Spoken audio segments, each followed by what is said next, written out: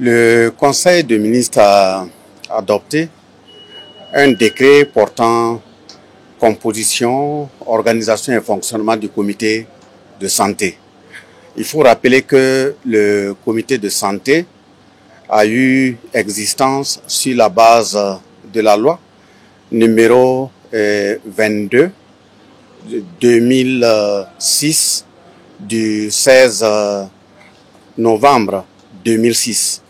Ce comité de santé est le comité qui statue sur la prise en charge des travailleurs dans les questions de santé en lien avec les maladies professionnelles, les accidents de travail et bien d'autres maux qui assaillent les travailleurs dans leur cadre de vie et de profession.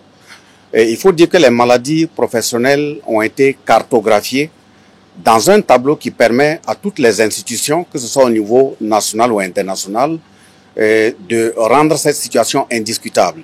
Dès lors qu'on cite telle maladie en lien avec tel niveau de travail, on sait très bien que c'est suite à la mise en œuvre de l'ensemble des activités connexes en lien avec la profession du travailleur que l'intéressé a contracté telle et telle maladie, et il y a des dispositions bien claires pour la prise en charge.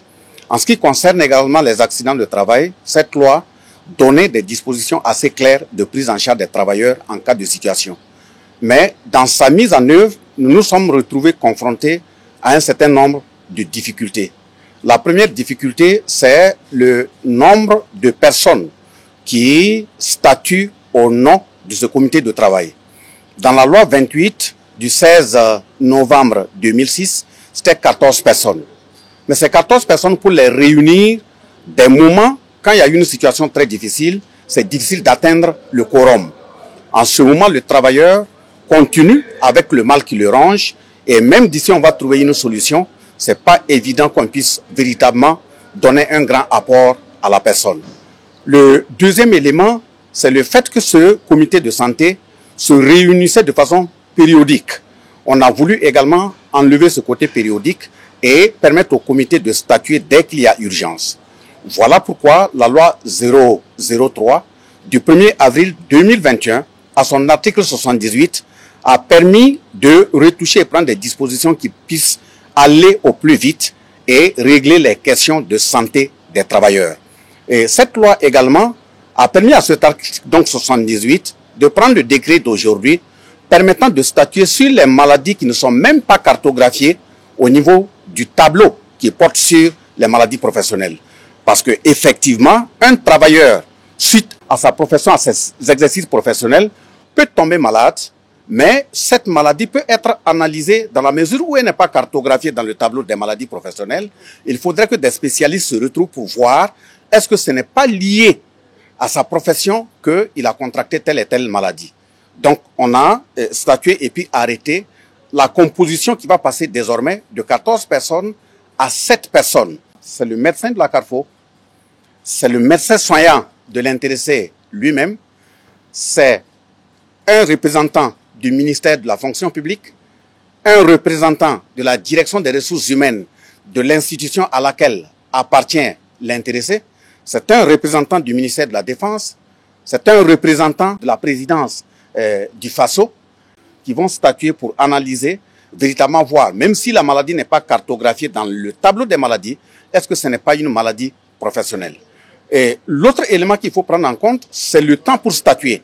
En principe, le ministre, dès lors qu'il est touché, il a une semaine, ça veut dire 7 jours, pour toucher la Carrefour et mettre le processus en branle et convoquer ce comité de santé.